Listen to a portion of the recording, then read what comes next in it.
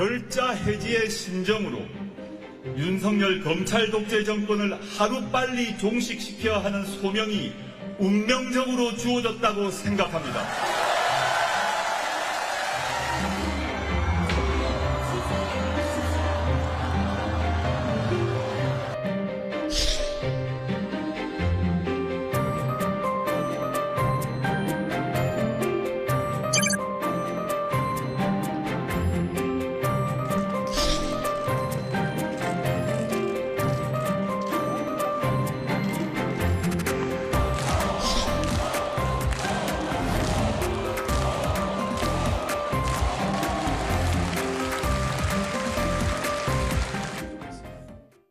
네, 오늘 인터뷰는 창당 한 달여 만에 원내 제3당 자리에 오르면서 말 그대로 돌풍을 일으킨 조국 혁신당의 조국 대표 스튜디오에 모셨습니다. 어서 오십시오. 네, 반갑습니다. 네, 제가 총선 기간에 고마 치어라 이 부산 사투리도 제가 일본어 아닙니까 이렇게 물어봤다가 되게 혼난 적이 있는데 그때 제가 드렸던 사과를 너무나 흔쾌히 받아주셔서 지금도 감사한 마음을 갖고 있습니다. 가벼운 농담으로 하셨을 것 같은데 충분히 이해하고요. 네. 불러주셔서 고맙습니다.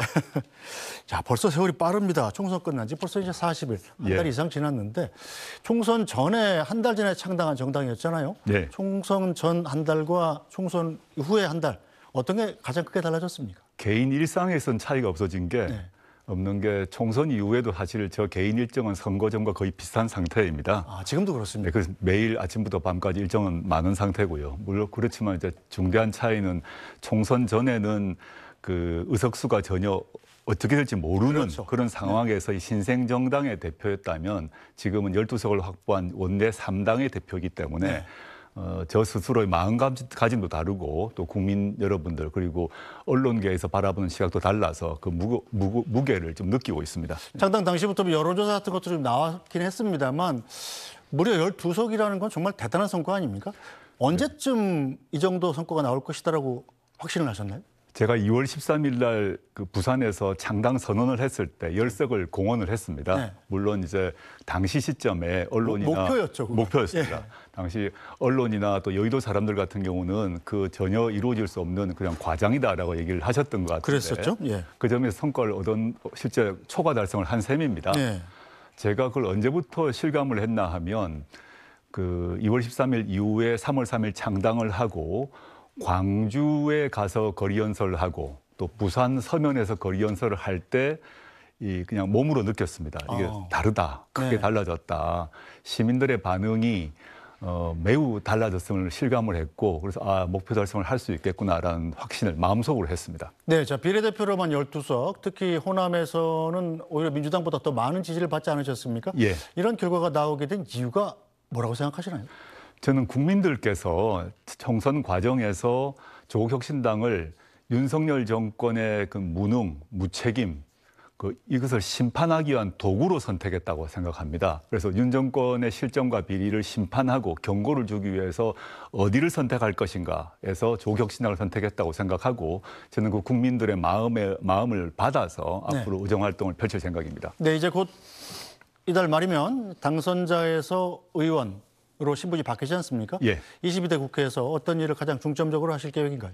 저는 선거 과정에서 공략했던 두 가지가 있는데요. 첫째는 현재 검찰개혁이라는 과제가 아주 중요한 과제로 되어 있기 때문에 그것을 실제 법안을 통과시켜서 실현시키는 과제가 있고요. 두 번째는 검찰개혁이라는 과제 외에 현재 보면 민생과 경제가 매우 어렵습니다. 그래서 저희가 주거권 문제, 의료권 문제 등등 관련해서 좀 추상적인 개념이지만 사회권을 강화하는 제도를 도입해서 사회권이라는 것은 어떤 걸까요? 구체적으로? 이제 우리가 말하는 주거, 의료, 복지, 환경 이런 것을 포괄해서 사회권이라고 부르는데 현재 우리가 살고 있는 1987년 헌법 체제에선 자유권이 중심이 되었습니다. 양심의 자유, 사상의 자유, 표현의 자유가 중심이었다면 그 뒤로 그 사회권 문제는 우리 국민들이 각자 도생해서 풀어야 하는 문제로 인식을 하고 있습니다. 근데 선진복지국가, 즉 OECD 국가 같은 경우는 지금 주거의 문제, 의료의 문제, 각종 복지나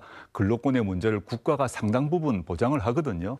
그런 식으로 가야 우리의 먹고 사는 문제가 해결될 수 있다라는 판단을 해서 저희가 사회권 선진국이라는 그런 그 비전을 제시하고 있습니다. 거기에 집중할 생각입니다. 상당히 좀 민생 친화적인 목표인 것 같은데요. 자, 그런데 선거운동 당시에 1호 법안 법안으로 한동훈 특검법을 발의하겠다 하지 예, 않으셨습니까? 그렇습니다. 네네.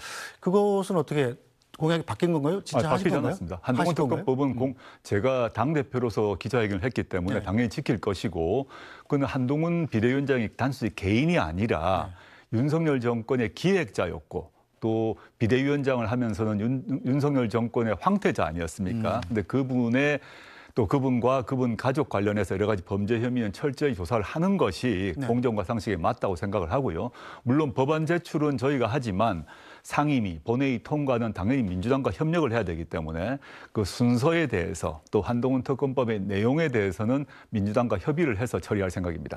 자, 민주당이 지금 거대 야당이 됐고요. 조국 혁신당은 12석입니다만 어쨌든 원내 교섭단체를 구성할 수 있느냐 없느냐가 굉장히 큰 화제였잖아요. 그런데 이제 기준을 낮추는 방법이 있을 테고 또 혹은 다른 범야권 진영과 민주당의 도움을 받는 방법이 있었을 텐데 둘 다 좀 여의치는 않은 것 같습니다. 예, 먼저 말씀드리고 싶은 것은 원내 교섭단체의 요건을 완화해달라는 요구를 저나 조국혁신당이 한 적은 없습니다. 예.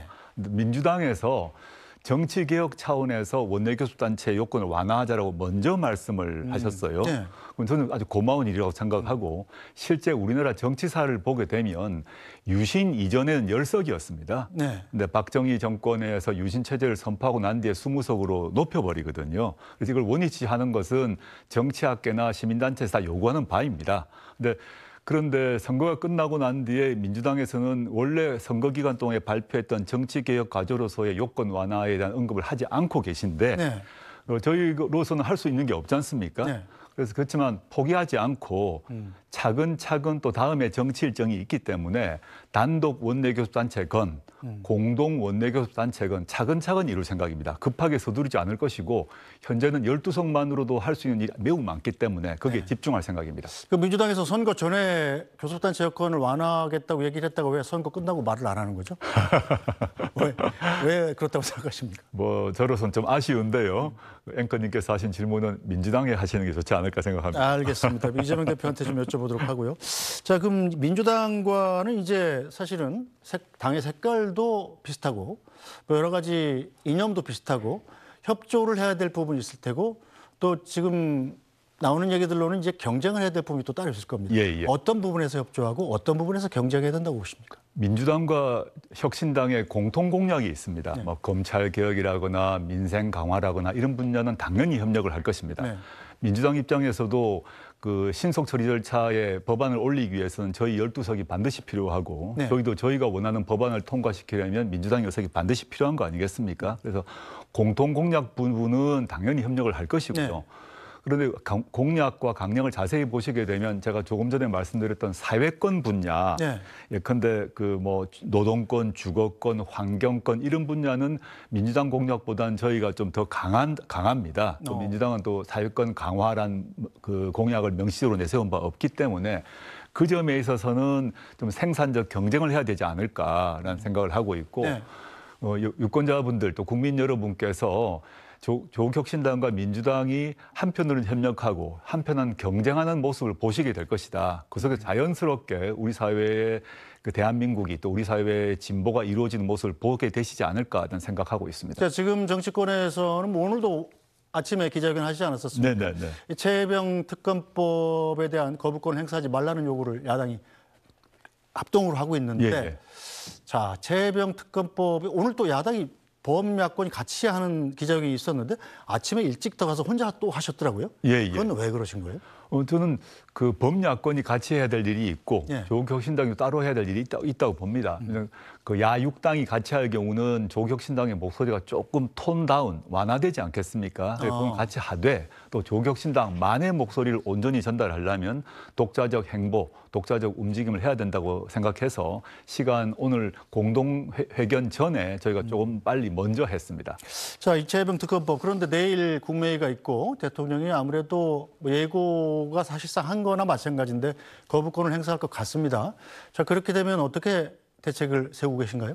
저는 먼저 그 대통령 거부권은 헌법상 권한이죠. 네. 그렇지만 그 대통령 거부권이 법률상 규정되어 있다고 하더라도 행사에 있어서는 한계가 있다고 생각합니다. 근데 지금 최혜병 특검법 같은 경우는 좌우의 문제도 진보 보수의 문제도 아니고 특히 문제가 되는 것은 이 최혜병 특검법은 윤석열 대통령 자신의 범죄 혐의 연루를 따지게 되는 그런 법안인데 이것을 거부하는 것은 정말 거부권의 오남용이라고 생각합니다. 그래서 이 문제에 대해서 야육당 모두가 진보 보수를 가리지 않고 이준석 의원이 이끄는 개혁신당도 동의하지 않았습니까?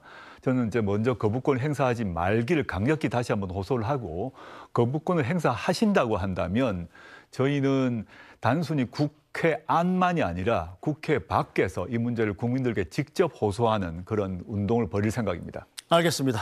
다른 얘기도 좀 여쭤보겠습니다. 자, 최근에 기자회견 통해서 제7공화국 개헌을 주장을 하셨습니다. 일단 간단한 내용부터 좀 정리해 주실까요?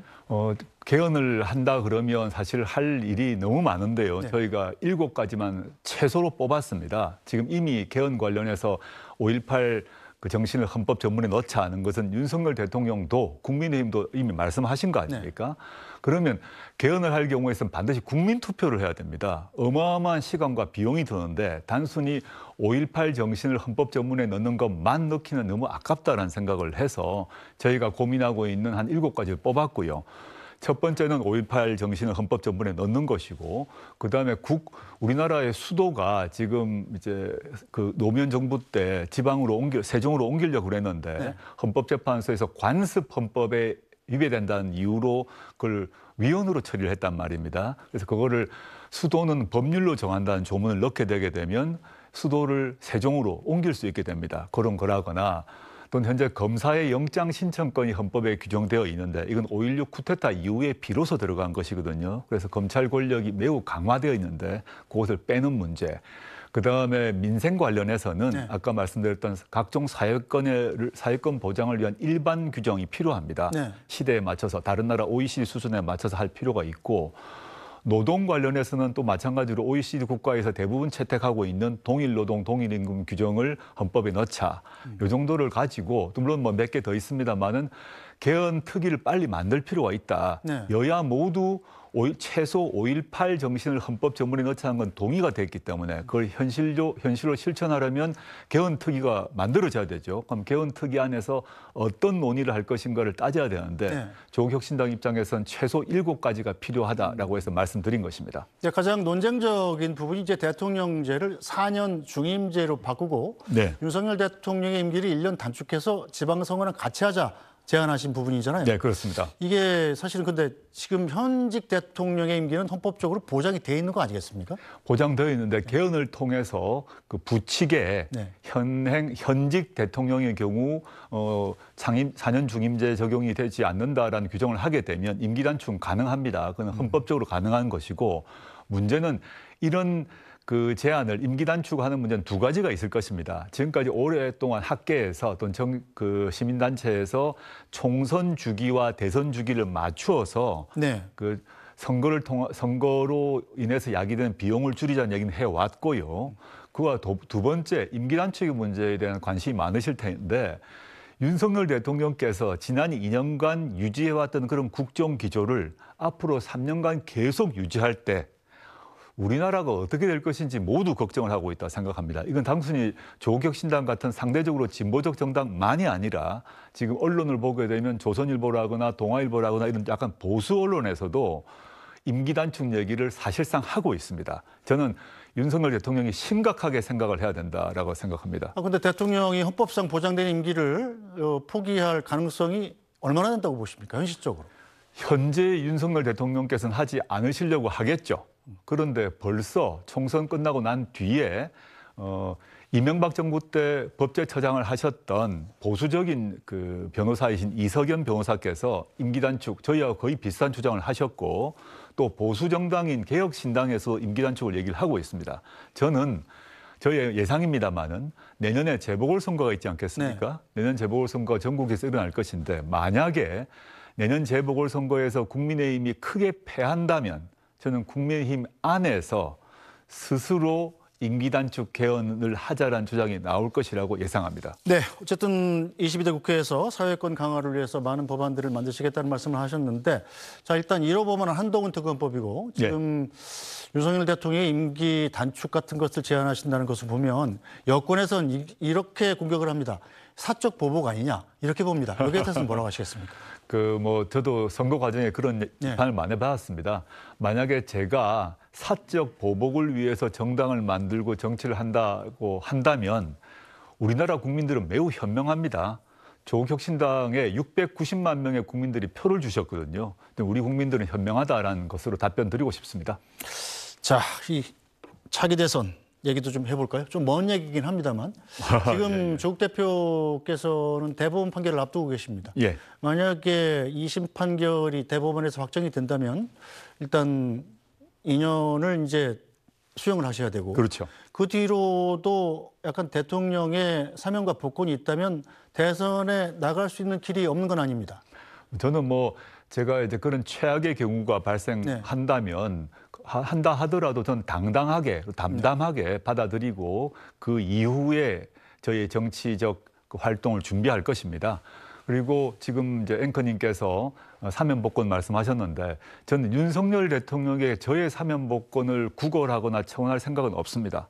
그분이 해주실 것 같지도 않고 저는 그렇지만 저희 대법원 판결이 이제 지금 현 상태로 확정되는 최악의 경우가 생긴다면 그는 그 길대로 저희의 길을 걸어가도록 하겠습니다. 자, 대통령과 최근 5년 만에 공식 석상에서 잠시 눈을 마주치셨죠? 네. 눈으로 얘기를 다 했다라고 하시던데 어떤 얘기 하셨습니까? 눈으로? 하고 싶은 말이 얼마나 많았겠습니까? 5년 전과 5년 후에 각각이 서로 다른 자리에 서서 만나게 되었는데요. 대통령께서는 저한테 반갑습니다라는 표현을 쓰셨고 좀 묘한 미소를 지으셨는데 저는 웃을 수는 없었습니다.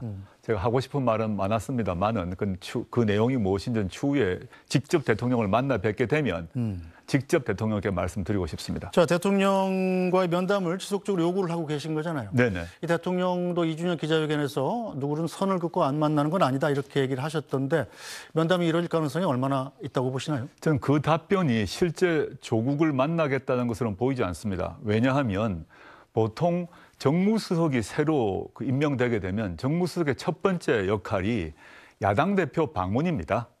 그런데 윤석열 대통령이 새로 정무수석을 임명하셨는데 지금까지 정무수석이 전화도 방문도 없습니다. 저는 저를 초청할 것 같지 않네요. 네, 어쨌든 간에 이 대통령이 사면 복권 안 해줄 것 같다 이렇게 말씀을 하셨지만 여건이 된다면 차기 대선에 자격이 된다면 나가실 의향이 있습니까? 그건 이제 가정의 가정 또 그 가정을 몇 가지 더 해야 그 답을 할 수 있는데 제가 지금 말씀드리는 것은 저는 현재 식견이나 경륜이나 경험이 대선을 운운하기엔 너무 부족하다 생각하고요. 지금 저는 22대 국회에서 정당의 대표로서 또 정치인으로서 성과를 내는데 모든 데 집중할 생각입니다. 알겠습니다. 오늘 말씀 여기까지 듣겠습니다. 시간 내주셔서 고맙습니다. 조국혁신당 대표였습니다. 잘 들었습니다. 감사합니다. 종종 불러주십시오. 네, 뉴스루핑 오늘 여기서 모두 마치겠습니다. 저희는 내일 다시 찾아뵙겠습니다. 고맙습니다.